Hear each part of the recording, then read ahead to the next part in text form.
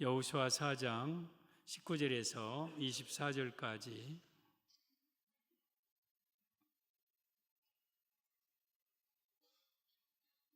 (4장 19절입니다) 함께 말씀 받습니다. 시작.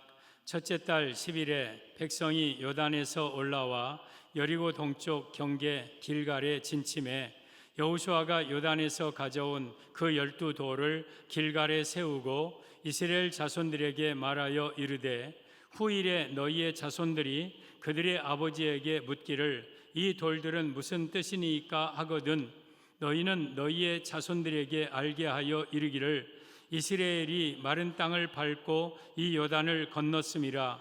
너희 하나님 여호와께서 요단물을 너희 앞에서 마르게 하사 너희를 건너게 하신 것이 너희의 하나님 여호와께서 우리 앞에 홍해를 말리시고 우리를 건너게 하심과 같았나니 이는 땅의 모든 백성에게 여호와의 손이 강하신 것을 알게 하며 너희가 너희 하나님 여호와를 항상 경외하게 하려 하심이라 하라. 아멘. 오늘 제목은 12돌에 12돌을 세운 의미. 잘 들으세요. 12돌을 세운 의미. 그 배경이 이렇습니다. 이스라엘 백성들이 광야 40년을 다 지나가고 이제 가나안 땅에 들어가려고 하는데 거기 요단강이 흐르고 있어요. 이 요단강이 그때는 언덕까지 넘치는 우기철이었어요.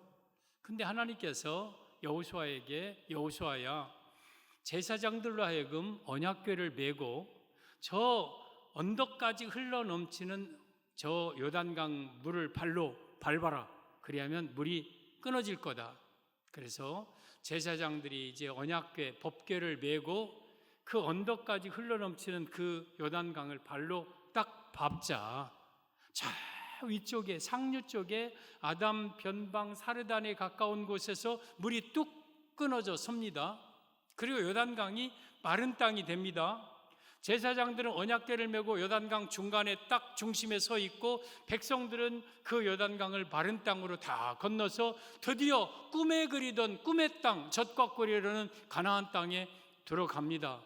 그런데 하나님께서 여호수아에게 이스라엘 백성들에게 한 가지 명령을 내립니다. 너희들 각 지파에 한 사람씩 저 요단강 저 가운데에서 돌 하나씩 어깨에 메어라.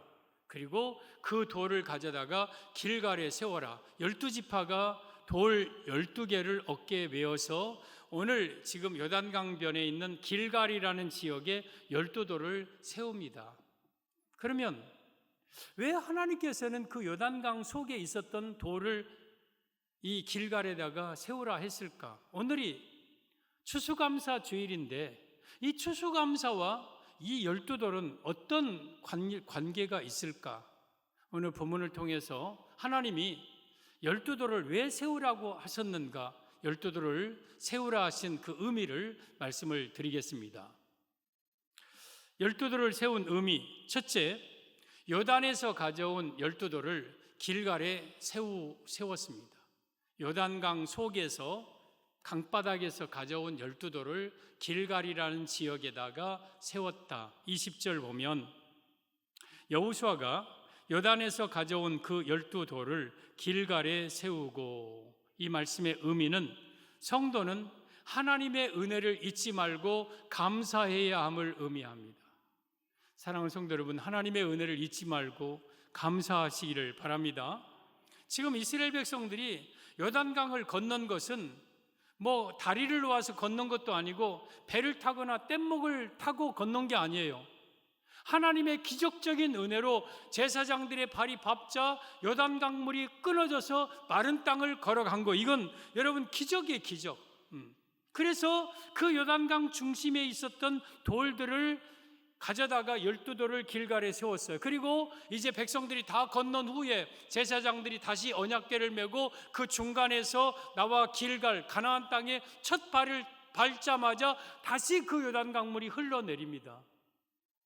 여러분, 이것이 이스라엘 백성들이 여러분 하나님께 받은 은혜였어요.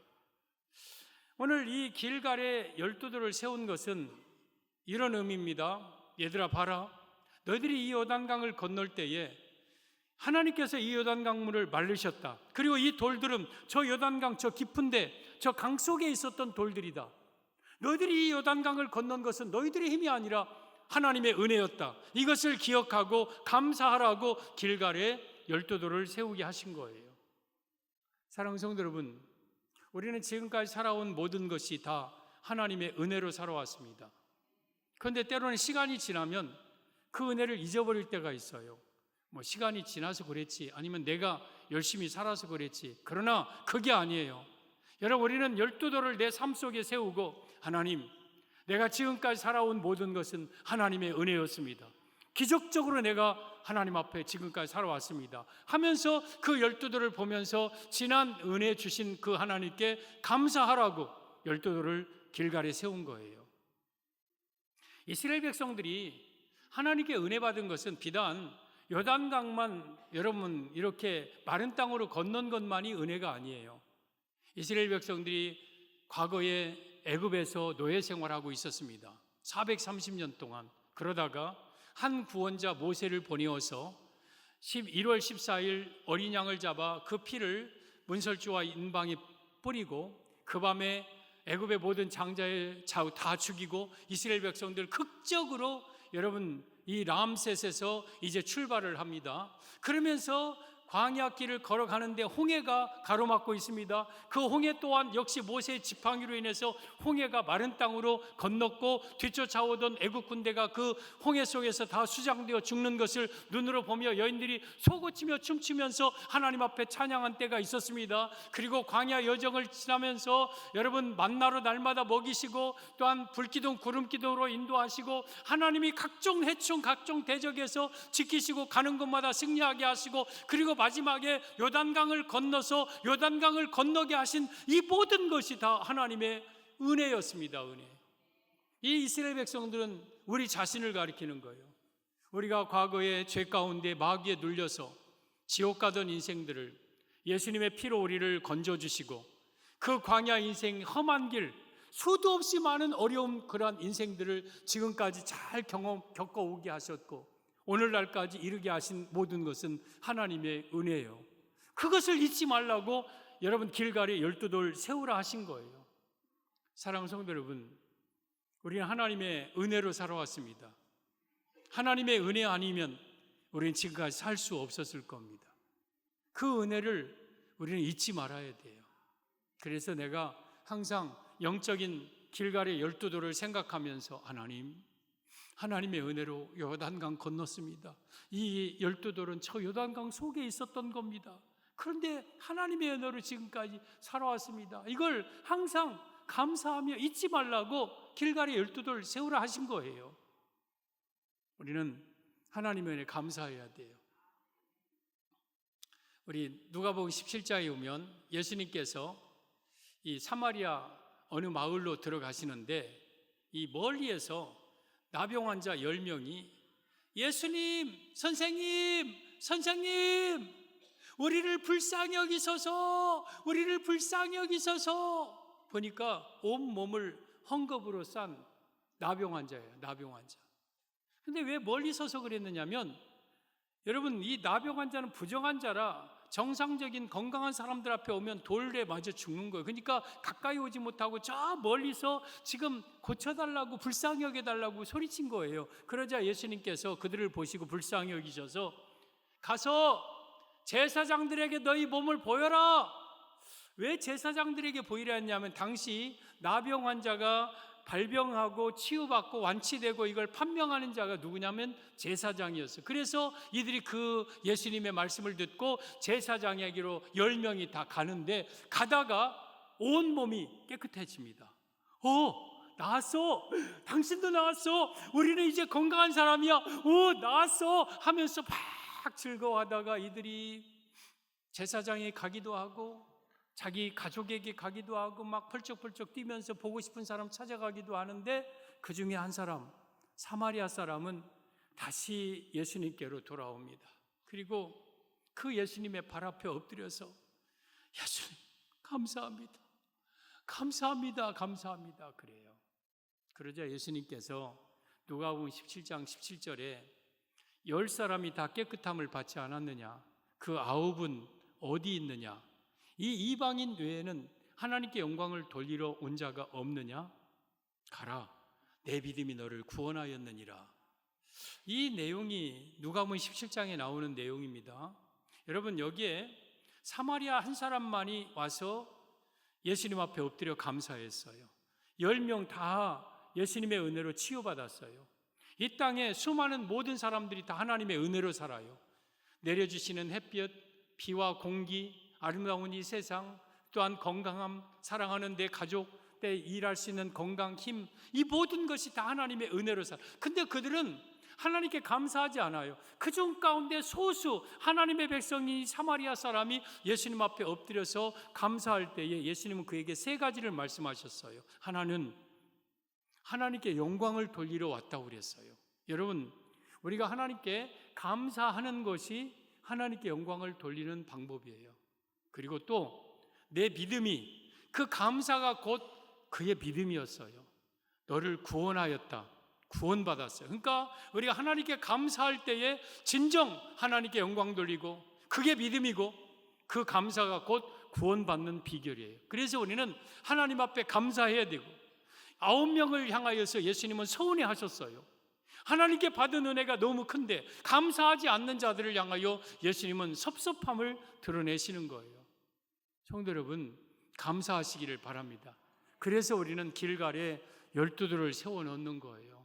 12돌을 세워놓고 그 지금까지 저 요단강을 건넌 그 이후에, 그 이전에 모든 은혜를 주신 하나님께 감사하는 거예요. 감사하는 거예요. 사랑하는 성도 여러분, 이스라엘 백성들이 가나안 땅에 와서 이제 배부르고 등 따숩고 뭐 이제 부족함이 없고, 그러니까 자꾸 하나님을 잊어. 그래서 하나님은 뭐라고 하냐면, 너를 애굽 땅 종되었던 집에서 인도하여 내신 너희 하나님 여호와를 잊지 말라, 잊지 말라, 이 말씀을 자주 하셨어요. 자주 하셨어요. 너희들이 지금은 이렇게 배부르고 평안하게 살지만 이 모든 것이 애굽 땅 종되었을 때 너희를 인도하여 지금까지 인도하여 내신 분은 하나님이신 것을 잊지 말아라. 여러분, 여러분이 평안합니까? 여러분의 삶에 부족함이 없습니까? 자녀가 잘 됩니까? 물질적으로 괜찮습니까? 사회적으로 괜찮습니까? 여러분의 능력으로, 여러분의 힘으로, 여러분의 노력으로 그렇게 된 겁니까? 하나님의 은혜였어. 하나님의 은혜. 그러므로 우리는 그 하나님의 은혜를 잊지 말고 감사해야 돼요. 이것이 길갈에 12돌을 세운 의미예요. 오늘날 세계적으로 얼마나 나라들이 힘들어하고 있습니까? 저 우크라이나 러시아 전쟁 아직도 계속 중이고, 이스라엘 하마스, 아니면 때로는 이 이슬람권과 이제 뭐 이렇게 확전 조짐들도 보이고, 얼마나 무고한 생명들이 지금 죽어가고 있습니까? 세계 곳곳에 기상이후로 인해서 재난이 일어나고, 전쟁, 난리와 기근, 지진, 이런 일들이 일어나고, 또한 기근 속에 얼마나 많은 사람들이 굶주려 가고 있고, 얼마나 많은 사람들이 지금 고통스럽게 살아가고 있는데, 여기를 한번 보십시오. 이게 우리 하나님이 내게 주신 은혜예요. 풍족하게, 부족함이 없게, 우리나라 이렇게 평안하게 여러분 살게 하신 이 모든 것, 여러분 하나님의 은혜임을 기억하고 하나님께 감사하시기를 바랍니다. 세상 사람들은 하나님께 감사하지 않지만, 여러분이 사마리아 사람과 같은 우리는 예수님의 발 앞에 엎드려서 하나님께 감사하며 그 하나님께 영광을 돌리시기를 바랍니다. 이것이 길갈에 12돌 세운 의미입니다. 하나님의 은혜를 잊지 말고 감사하라고. 12돌에 세운 의미 둘째, 후일에 자손들에게 가르치기 위함이었습니다. 21절 보면 이스라엘 자손들에게 말하여 이르되, 후일에 너희의 자손들이 그들의 아버지에게 묻기를 이 돌들은 무슨 뜻이냐 하거든. 22절, 너희는 너희의 자손들에게 알게 하여 이르기를 이스라엘이 마른 땅을 밟고 이 요단을 건넜음이라. 이 말씀의 의미는 12돌을 세운 의미 둘째, 자녀들에게 하나님의 은혜를 가르치기 위함이었음을 의미합니다. 여러분, 우리가 내 눈으로 요단강을 직접 본 세대도 있고, 이제 그 세대가 지나가고 하면 요단강이 갈라진 것을 눈으로 보지 못한 다음 세대들이 있고, 그 후의 세대들이 있어요. 그러면 그들은 하나님의 은혜를 알지 못하는 거예요. 그래서 12돌을 세워놓고 자손들에게 그 하나님의 은혜를 가르치라고 길갈에 12돌을 세워놓은 거예요. 이스라엘의 어떤 집안에 아빠가 얘들아 나하고 오늘 어디 좀 갔다 오자. 엄마 도시락 싸고. 좋아 아빠 오늘 어쩐 일이야? 오늘 가족여행 가는 거야? 가족여행 가. 그래 가자. 그러면서 이제 그들이 어디론가 가고 있어요. 근데 아빠 어디가? 갈 데가 있어. 그래 가자 하고 이제 길갈에 갔어요. 길갈에 갔더니 돌 12개가 있어요. 아빠 이게 뭐야? 잘 들어봐라. 우리가 지금은 이렇게 가나안 땅에서 편안하게 살고 있지만 우리 민족이 저 애굽 땅에서 종노릇 할 때 있었다. 그때 하나님께서 거기서 우리를 건져 주셨고 광야 40년을 걷게 하셨고 요단강이 막 콸콸콸콸 흘러넘치는 때였다. 그때 우리는 요단강을 건너야 되는데 우리 힘으로는 건널 수가 없었어. 근데 하나님께서 이 요단강을 뚝 끊어지게 하셨어. 그리고 우리는 마른 땅으로 이 요단강을 건넜어. 그리고 저 돌들은 그 요단강 가운데 밑바닥에 강바닥에 있었던 돌이야. 그러니 우리 민족이 이렇게 살아가는 건 하나님의 은혜야. 너희들 하나님의 은혜 감사해. 그렇구나. 하나님께서 우리 엄마 아빠 우리 할아버지 할머니들에게 이런 주신 은혜가 크구나. 그러면서 자녀들에게 가르치라고 길갈에 12돌 세운 거예요. 그래서 이 길갈의 12돌의 돌무더기는요 수학여행 코스 되어야 돼요. 자 학생들 이리 와봐. 이 12돌 봐봐. 이게 뭔지 알아? 잘 모르는데요. 이것은 말이야 우리 조상들이 요단강을 건널 때로 강바다에서 12돌 지금 그런 거야. 우리 하나님께서 우리 민족을 이렇게 사랑하셨구나. 신혼여행 코스. 자기야 이리 와봐. 여기 뭐가 있다고 와? 이리 와봐. 그래. 근데 자기야 이게 뭐야? 이게 뭐냐면 우리 민족이 애굽에서 이렇게 된 거야. 그렇구나. 여러분 우리는요 나 혼자만 하나님의 은혜 감사하고 나 혼자만 하나님 받은 은혜 감격스러워서 어쩔 줄 몰라고가 아니라 내 자녀들에게 그리고 그 자녀는 그 자녀들에게 하나님의 은혜를 가르쳐야 돼요. 그래서 내가 비록 12돌을 내 집안에 세우지는 못하지만 영적인 12돌을 내가 항상 세워놓고 그 은혜를 기억하면서 나를 죄에서 마귀에서 건지시고 지금까지 숱한 고난과 어려움 속에서 오늘날까지 살아오게 하신 이 기념비적인 12돌을 항상 마음속에 두고 나뿐만 아니라 내 자녀들에게까지 그 은혜를 가르칠 의미가 또한 의무가 우리에게 있는 거예요. 그래서 12돌 세우라는 거예요.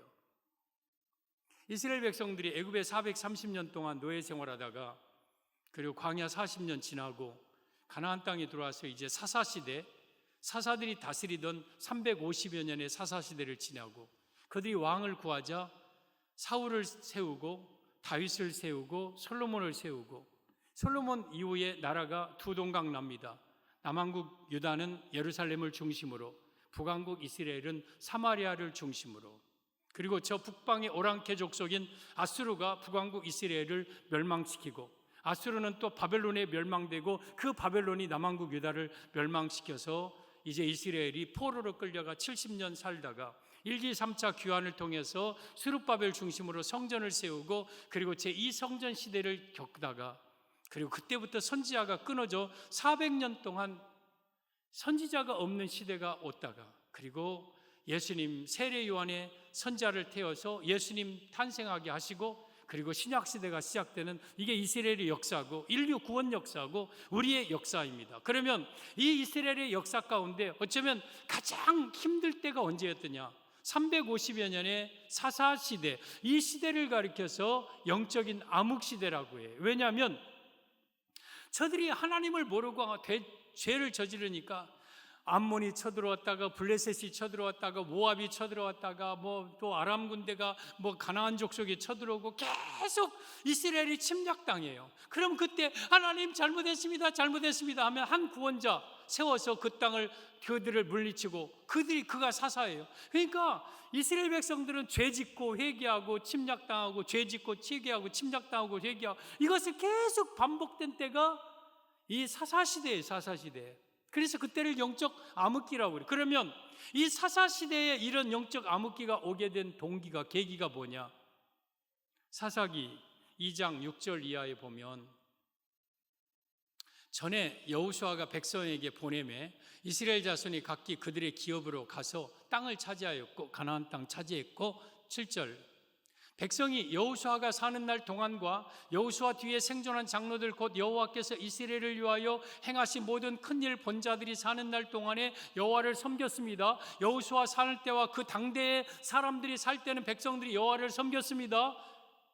7절 8절 여호와의 종 눈의 아들 여호수아가 110세의 죽음에 무리가 그의 기업에 경내 에브라임 산지 가스산 북쪽 딥낫 헤레스에 여호수아를 장사합니다. 그리고 이제 10절 그 세대의 사람도 다 그 조상들에게 돌아가고 여호수아 시대, 여호수아 후대 장로들의 세대, 그리고 여호와 하나님의 눈을 기적을 체험한 세대가 다 조상들에게로 돌아갑니다.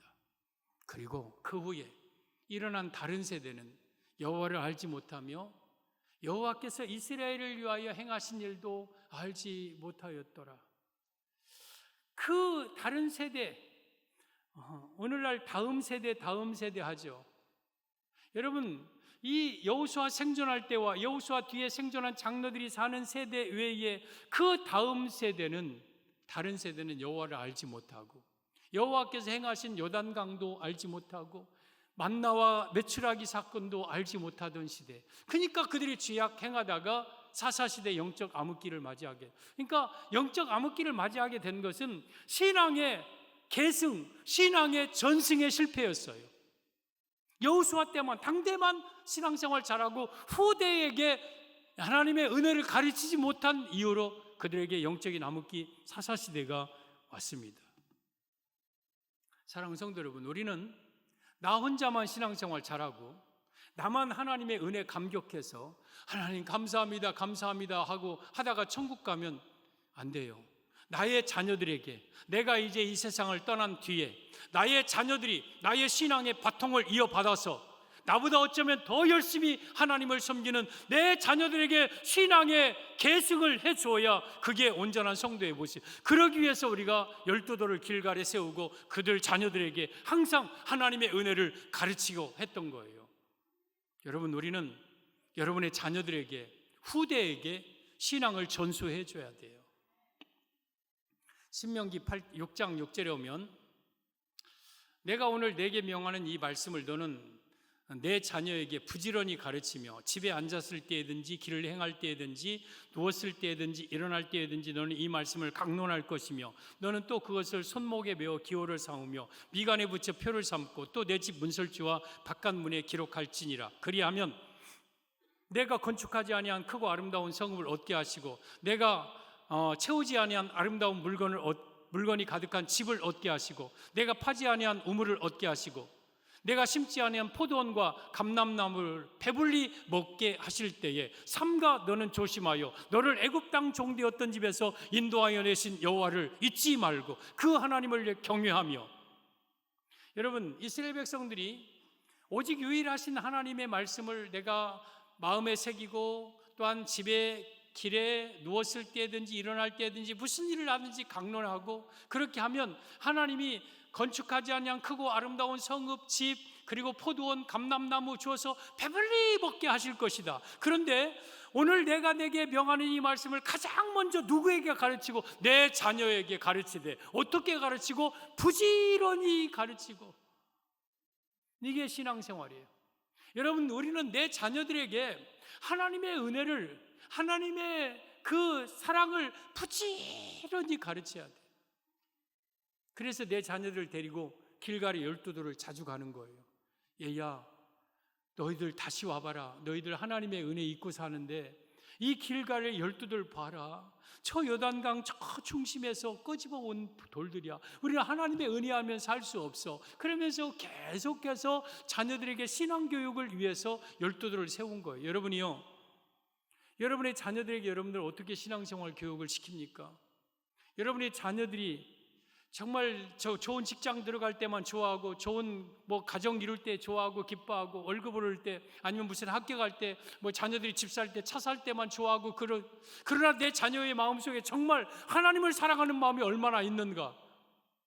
그가 얼마나 순수하게 그 하나님을 사랑하고 경외하고 있는가? 그가 하나님에 대한 얼마나 겸손한 자세로 하나님을 얼마나 붙들고 살아가고 있는가? 그 마음속에 하나님에 대한 신앙은 우리가 점검하지 않고 살아가고 있지 않습니까?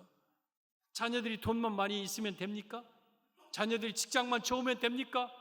여러분, 하나님 없는 세상의 재물, 하나님 없는 세상의 물질과 명예는 더욱더 큰 죄악의 도구로 사용된다는 것을 우리가 잊지 말아야 될 것입니다.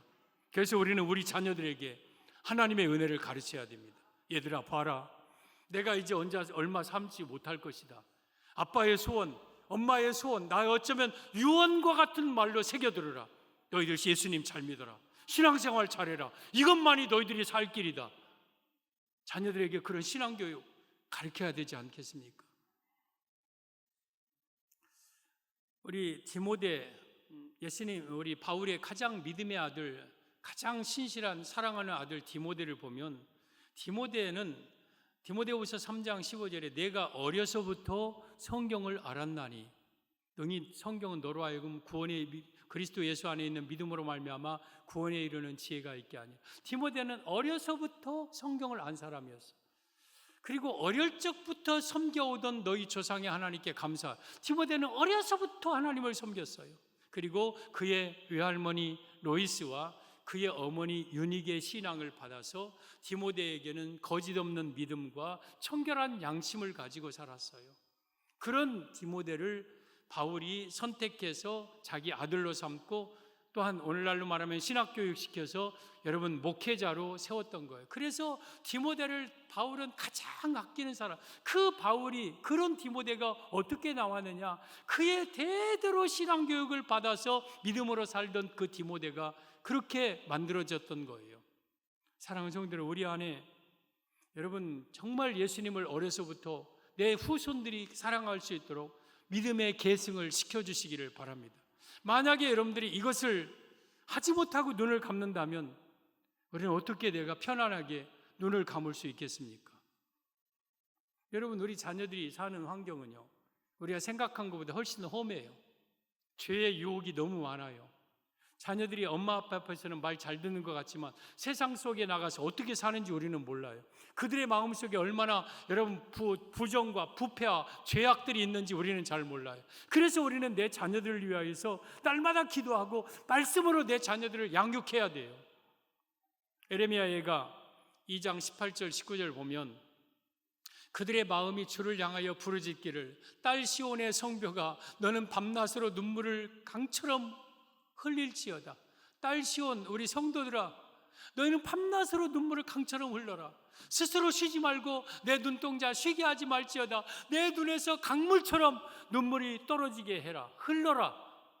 왜? 19절 초저녁에 일어나 부르짖을지어다. 내 마음을 주의 얼굴 앞에 물쏟듯 할지어다. 우리 초저녁에 일어나서 내 마음을 주 앞에 얼굴 물쏟듯 하면서 쏟아라. 왜? 갓길 어귀에서 주려 기진한 내 어린 자녀들의 생명을 위하여 주를 향하여 손을 들지어다. 지금 갓길 어귀에서 영적으로 기진하고 쓰러져 있는 내 어린 자녀들, 그 손주 손자들을 위하여서 눈물을 흘리며 주를 향하여 손을 들어라. 자녀들을 위해서 기도해라. 누가복음 23장에 오면 예수님께서 겟세마네 골고다 언덕을 향하여서 이 십자가를 지고 걸어가고 계십니다. 얼마나 힘든지 쓰러지고 또 쓰러지고 그러면서 가는 곳마다 피가 뚝뚝 떨어지면서 골고다의 언덕을 향하여서 갑니다. 그 모습을 본 제자들, 그 모습을 본 예수님을 사랑하는 여인들이 가슴을 찢으면서 통곡하면서 그 안타깝게 예수님을, 그 모습을 보면서 따라갑니다. 예수님 하면서 엉엉 울면서 따라갑니다. 그러자 예수님이 그들을 향하여서 이렇게 말씀하십니다. 28절 예수께서 돌이켜 그들을 향하여 이르시되 예루살렘아 딸들아 나를 위하여 울지 말고 너희와 너희 자녀를 위해 울라.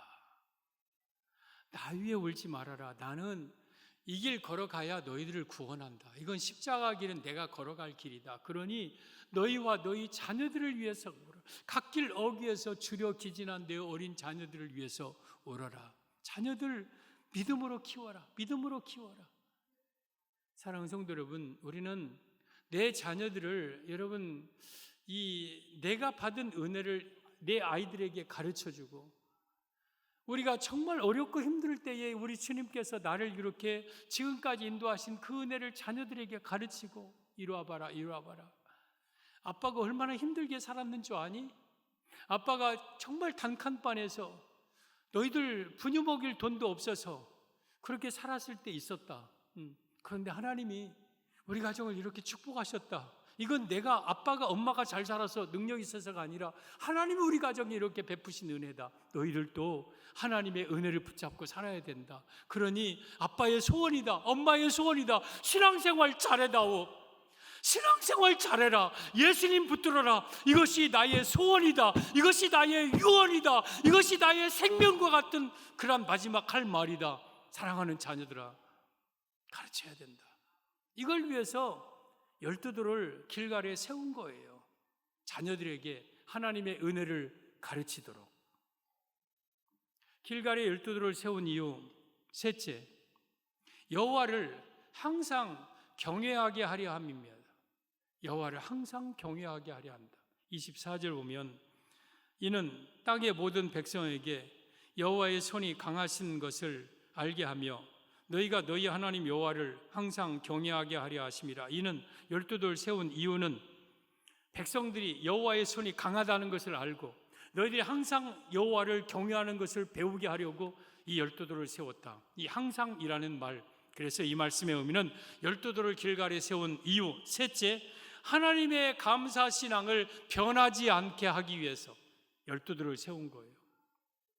만약에 12돌이 없었더라면 시간이 지나면 그 요단강을 건넜을 때의 감격이 점점 사라질 거예요. 그리고 잊혀질 거예요. 언제 그런 때가 있었나 그럴 거예요. 근데 12돌을 보면서 그 하나님의 은혜를 다시 기억하고 나뿐만 아니라 내 자손들도 기억하고 항상 영원히 하나님께 감사신앙을 변하지 말라고. 그래서 이스라엘 백성들은 은혜가 약해질 때 찾는 장소가 길갈의 12돌이에요. 감사가 식어질 때 찾는 장소가 길갈의 12돌이에요. 그러면서 그 12돌을 보면서 주여 감사합니다. 주여 감사합니다. 아버지 감사합니다. 내가 감사를 잊고 살았습니다. 하나님의 은혜를 잊고 살았습니다. 아버지 감사합니다. 감사합니다. 감사합니다. 그러면서 감사를 12돌 앞에서 회복하는 거예요. 회복하는 거예요.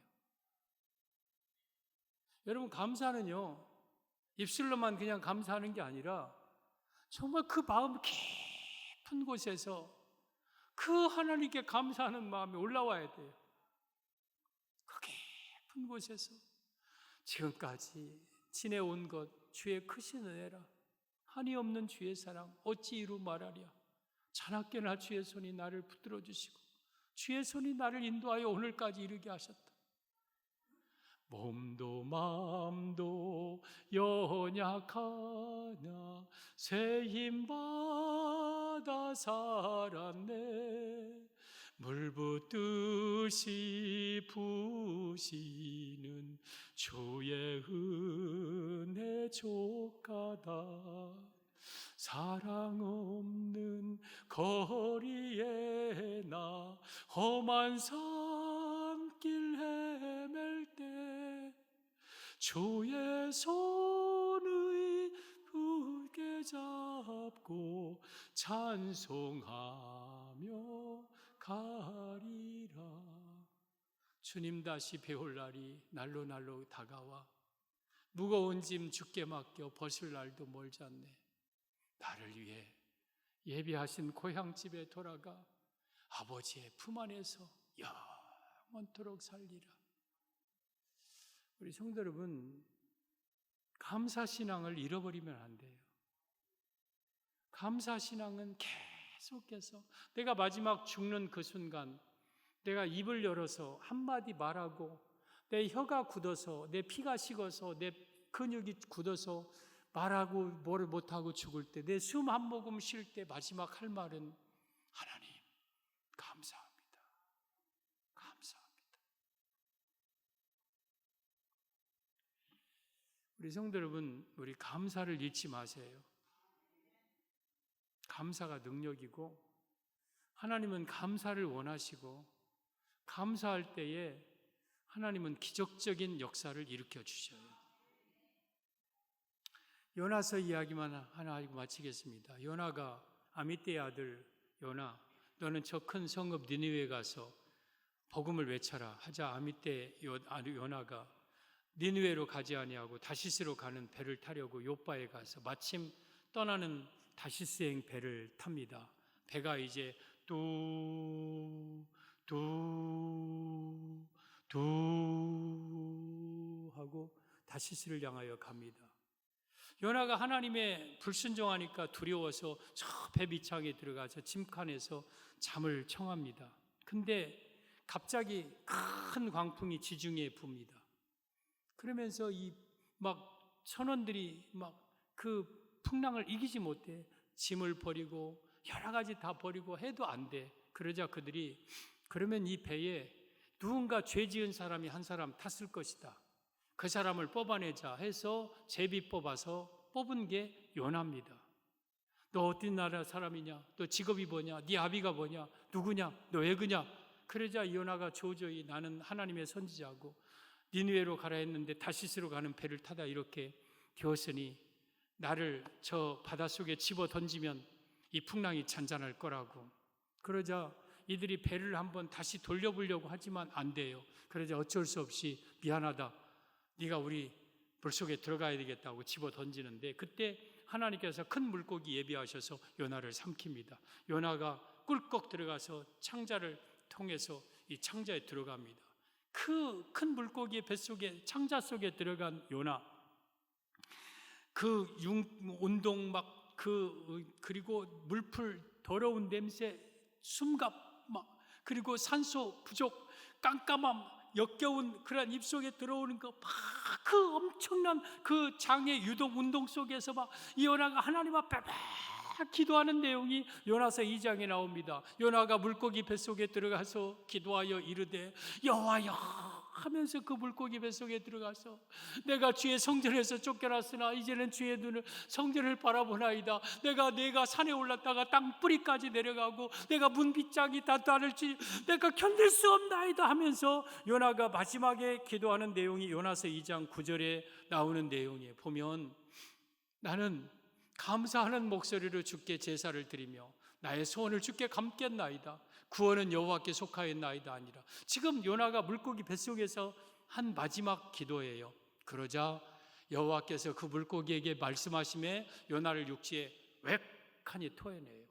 저게 감사하는 목소리로 주께 제사 드린다. 요나가 그 물고기 속에서 감사하자 드디어 그때 물고기 뱃속에서 토해져 나온 거예요. 여러분, 우리의 상황이 요나의 물고기 뱃속과 같은 상황을 만날 때가 있어요.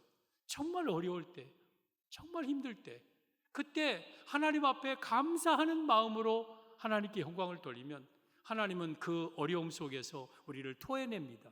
그래서 해결해 주십니다. 이 감사가 그래서 능력이고 감사는 기적을 불러일으키는 힘입니다. 우리는 추수감사주일만 감사하는 게 아니에요. 내 일평생 항상 하나님께 감사하기 위해서 내 마음속에 12돌을 세우고 내 삶의 내 가정의 중심에 내 삶의 터전에 항상 영적인 12돌을 세우고 지금까지 지내오신 그 하나님의 은혜를 감사하면서 그 감사신앙이 변하지 않고 영원하도록, 그래서 우리는 항상 그 12돌을 우리가 세우고 하나님께 감사하라고 길갈에 12돌을 세우게 하셨습니다. 이 은혜 감사하는 신앙 갖기를 예수님의 이름으로 축복합니다.